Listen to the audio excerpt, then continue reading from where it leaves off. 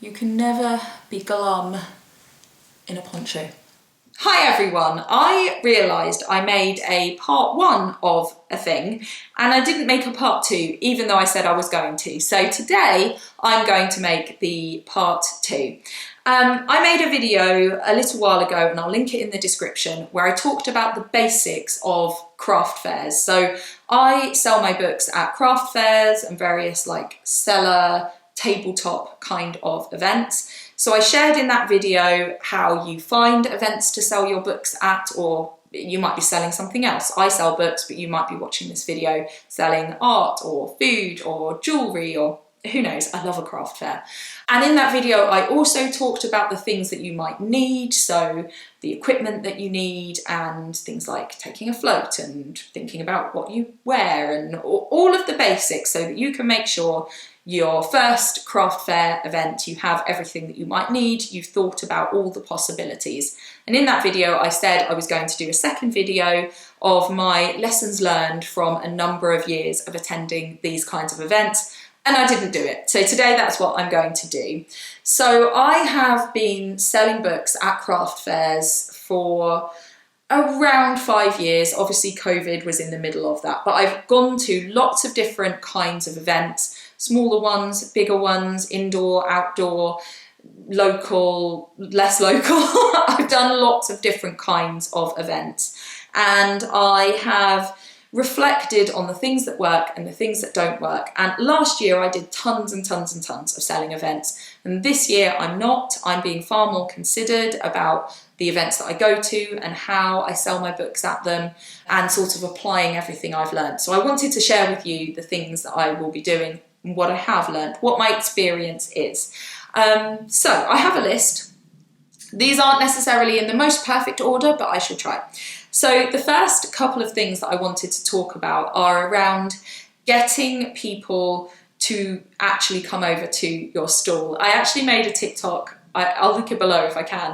In fact, I think we made 2, of my friend and I, of some of the interactions we have when people come over to our stalls. I quite often share with a lady who called Eleanor, who runs Whispering Wren. I'll link her below as well. So yeah, we made some sort of little comedy skits about some of our experiences, but it can be challenging. So number 1 is thinking about how to entice people over with how beautiful your stall looks. So I have invested in a couple of things to improve that, because one thing I noticed was that my stall was lacking in height. So particularly as I got more and more books, I just had like a row of books. It didn't look very exciting. So I initially started, I'd have a stack of books with one lent against it. Then I got little book stands. Now I have a sort of shelf thing. I'll put a picture here. And so my books are displayed on that. I think it's more eye-catching. It just raises it up so it's more in people's eye line. I think it works really, really well. It also gives me some table space where I can put out information or have a little poster up about a new book or an event or whatever it might be. So it does really help, I think. I also bought a pull-up banner, which I generally put up. I don't always, but again, quite eye-catching. Just adds a bit of interest behind me. It's got my face on it. People go, is that you? It's me with makeup on. And it has a list of the things that I do. So people might come over and talk to me about school visits or this channel or whatever else it might be. So I have that. I put bunting up on my stall. I have fairy lights. I sometimes decorate it with little shells and things. I just try and think about what might make it eye-catching and make people come over. So that's your first step. And I think walk around some craft fairs and see what appeals to you, and then see if you can employ those kinds of things on your stall. So there's lots of different sort of display options you can come up with, but rather than just whacking your stuff out, can you be a bit more creative about how it's set up and see if that brings some people over? It makes them notice you. And then when they do come over, so there's a couple of things that I would consider. First of all, have ideally something that they can buy that is a very low price. So for me, there's not a lot I can do with books because they just are the price that they are, but I sell little badges that say like author on them and things like that, and book lover and what have you. And people like badges and they collect them. So they might have a little rummage to see what badges I have, and then that gives me an opportunity to talk to them. And even if they do only buy a badge, that is still a sale, and it was an opportunity to talk to someone that could have turned into upselling them to something else.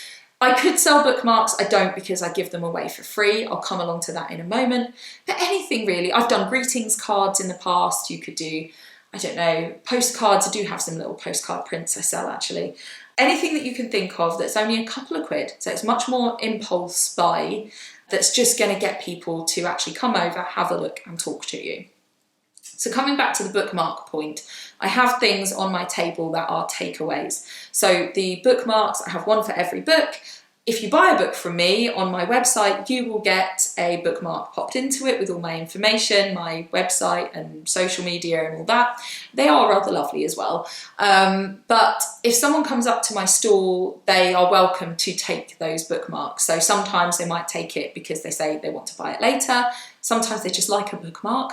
Sometimes they're going to give it to a friend to tell them about this book.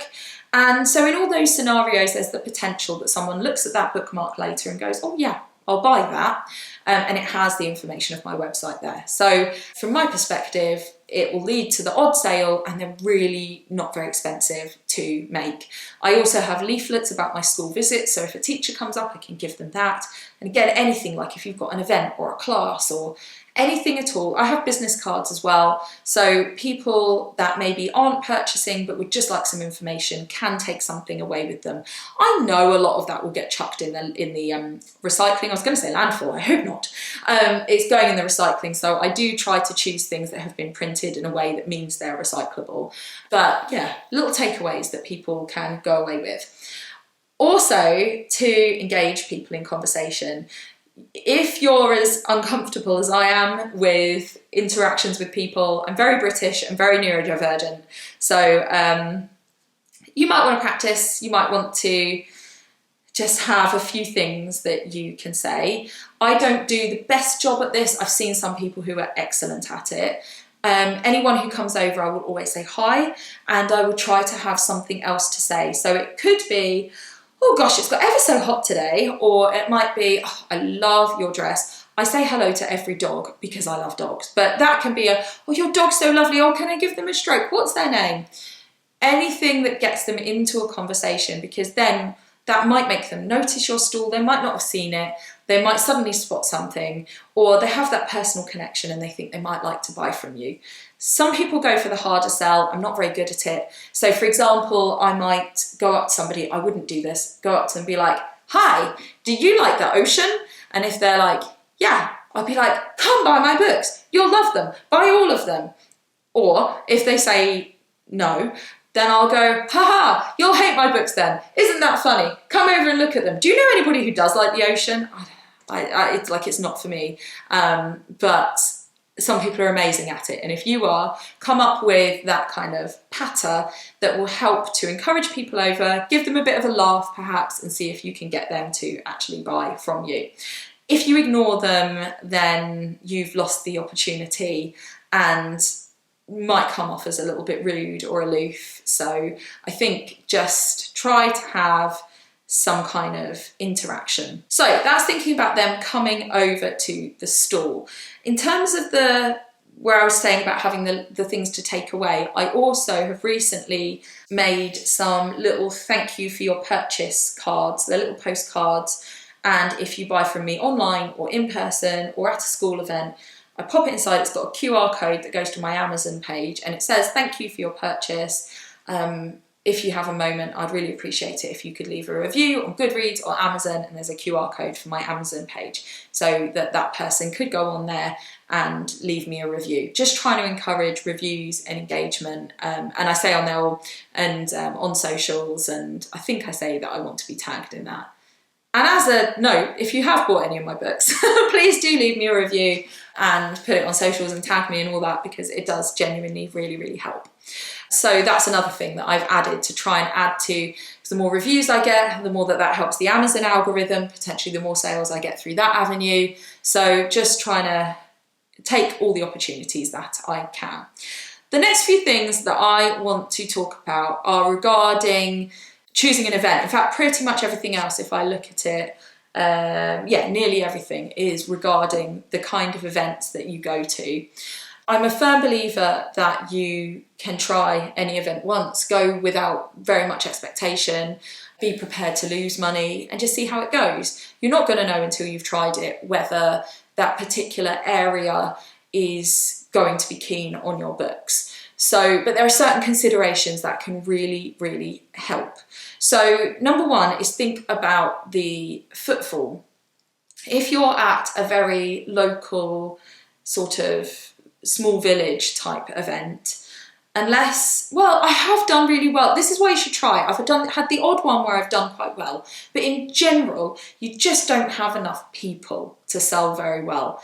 It very much depends if it's the kind of event where you're catching people wanting to spend money, whether it is something that will attract all the locals to come along, and whether you are local as well can be helpful. So have a think about it, but sometimes those smaller village type events are not so good as the larger, like, is it in a city? Is it right in the middle of a city?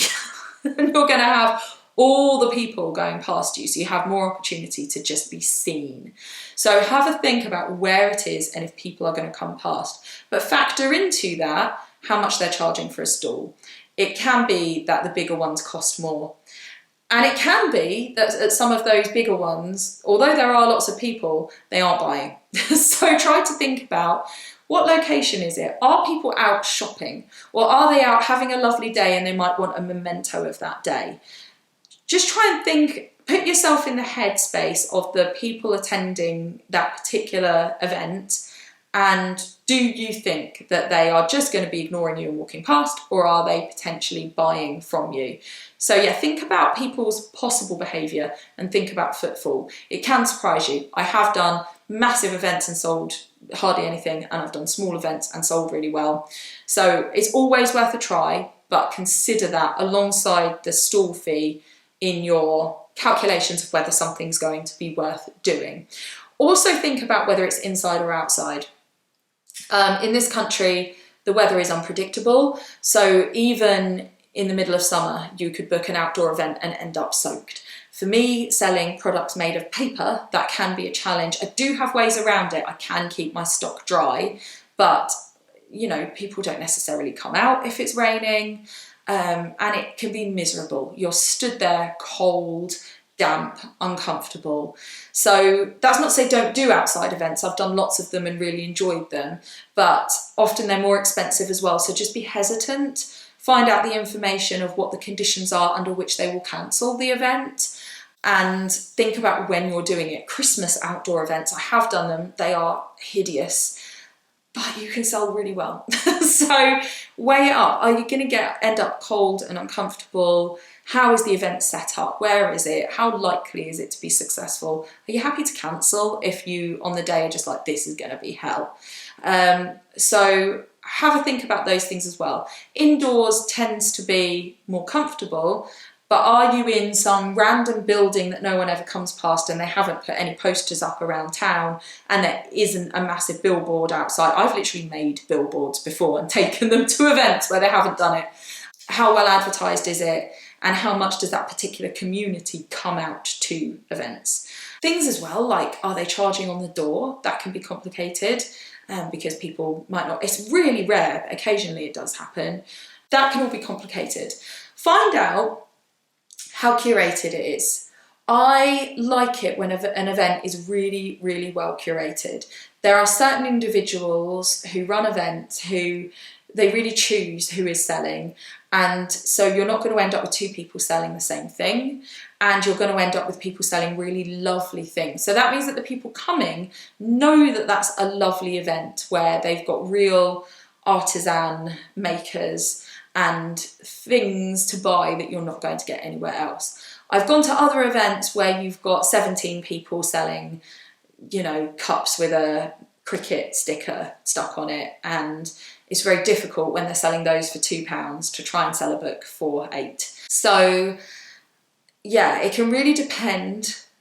Again, those events can have higher footfall, it can work, but try and see if you can gauge what kind of other sellers there are. I've gone to some events where suddenly it turns out there are other people who are a little bit too similar. Or I've had my friend Eleanor, who runs a company called Whispering Wren, where she's been asked not to put out certain lines of product because other people sell that. That also is uncomfortable. And so, find out how it's kind of curated and who is attending, because that does add into the whole consideration as well. Oh, relevant events. So, for example, because my books are about the sea, something coastal will work quite well. Anything like recently I went to the Cornish Seaweed Festival. I vlogged it, I'll link that below. That was really successful for me because it's so specific to what my books are about. Author and bookish type events tend to go better for me than craft fairs because it's specific. So if there is something where those customers are coming because they like that thing. So if it's a bookish event, these are readers. They're going to want to buy books. If you sell art and you're at some kind of art exhibition, those are people who enjoy art and want to buy art potentially. So relevant events can be good as well.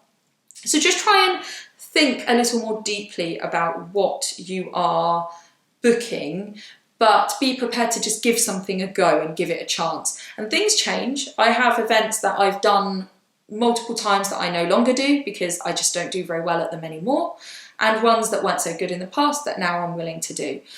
The other thing that can add into that is some events just aren't very well organised, so you try it and it's all a bit of a shambles and you don't want to do it again because it was just too difficult. That can happen. So yeah, again, it's just worth trying, seeing, was that really well organised, really well advertised, well curated, in a great location, good price, this is what we want. It can be really difficult to think about that customer behaviour. Are they going to be in a buying mood? How is the economy? Because good Lord, craft fairs have got difficult over the last while. How close is it to payday? Here's another consideration. Is it near to an event like Easter or Christmas or something where you can sell goods for that holiday? So all these things are worth bearing in mind when you choose an event to do. And this year I am only doing the events that I have found to be successful in the past, as well as trying out new things. I'm always willing to try new things. So that's all of that. Don't keep trying an event that doesn't work.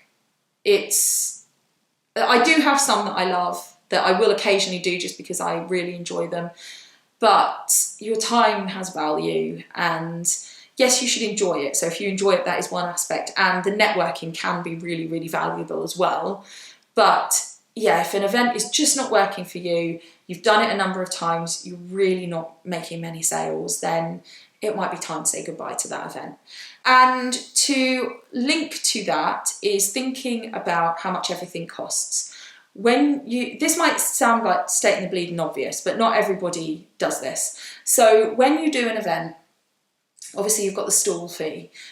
I also always do travel expenses and factor that in, 45p a mile. How much did this cost me to get here?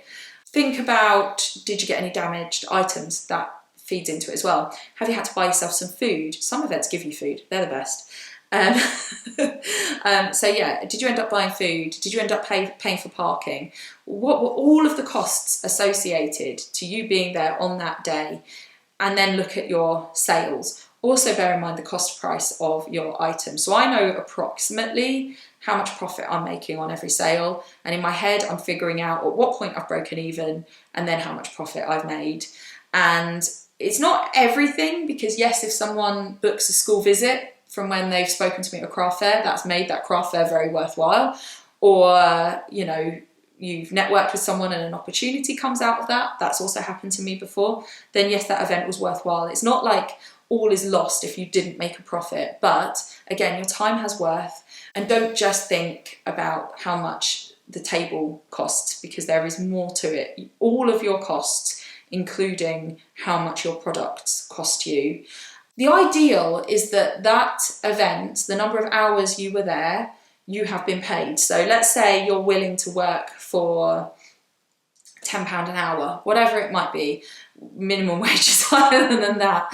But whatever your figure in your head is, I'm happy to have turned out today for this much an hour. But whatever that amount is to you in your head, I'm willing to have stood here for this amount of time, for this much money an hour, and see if that's what you manage to make.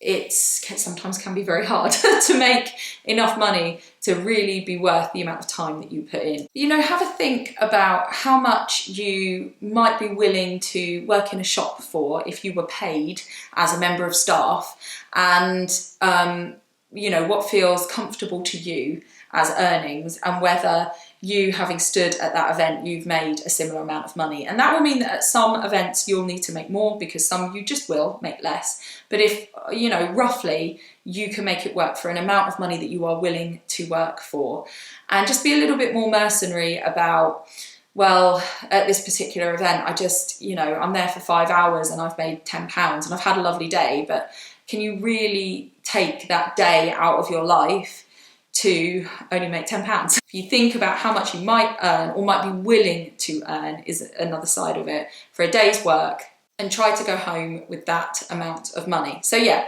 figure out the financial side of things and try to do events where that's going to work. You're going to actually make a fair income. Oftentimes at craft fairs, nobody's making you know, a fair amount of money, but we do it for lots of different reasons. The next thing, the last thing really that I wanted to talk about, is thinking about the potential for damage to items. I touched on it earlier. I have had events where I've had a lot of stuff damaged. Outside is one aspect, so if the environment's going to be damp, for me that's going to cause problems. Different people, depending on what they're selling, have different potential for damage to their items. So trying to take precautions against that damage. So for me, for example, if it's an outdoor event, my books are all in plastic crates so that they're kept dry, and I just have display items out, and then I give out the non-display ones when people actually buy it. I've got a wobbly chair. And so, yeah, make sure that you are avoiding your stock being damaged, and that the way that you are transporting it to and from the event also isn't going to result in it getting damaged, because that also is going to massively eat into your profits for the day. And I think that's everything. So, like, none of this is super advanced, but it's just some of my reflections on doing a number of craft fairs. And ultimately it boils down to think very carefully about the events that you're going to. Still be willing to try them, but stick with the ones that are good for you. Make sure you're doing all the maths, and try and entice people over and keep them. Keep them at your stall. One I should add before I finish up actually is try to upsell them. So I do have a few bundle deals to try and encourage people, instead of just buying one, you know, maybe instead of just buying Secret Seagrass Meadows, well, they buy the new one, Captivating Kelp Forest, because they get a discount if they buy both. I sell notebooks, and you get, if you buy the notebook along with self-publishing, you get a little bundle discount. So those kinds of things to try and upsell. Or maybe someone came over for a book, but oh, the badge is cute, I'll have the badge as well. So just see if you can think of some options so that somebody buys more than they were planning to. And I think that's everything. That is my lessons learned from craft fairs. If you have any you'd like to add, please do put them in the comments. It's always really helpful. Craft fairs can be really, really helpful. It's an opportunity to get your work out there and to learn how to engage with people. I've had some interesting conversations over the years, but it's all good fun, and it really, really helps with your confidence in those interactions, and hopefully makes you some money as well. I hope that was helpful. Do hit like if it was. I'll see you all for another video very soon. Take care.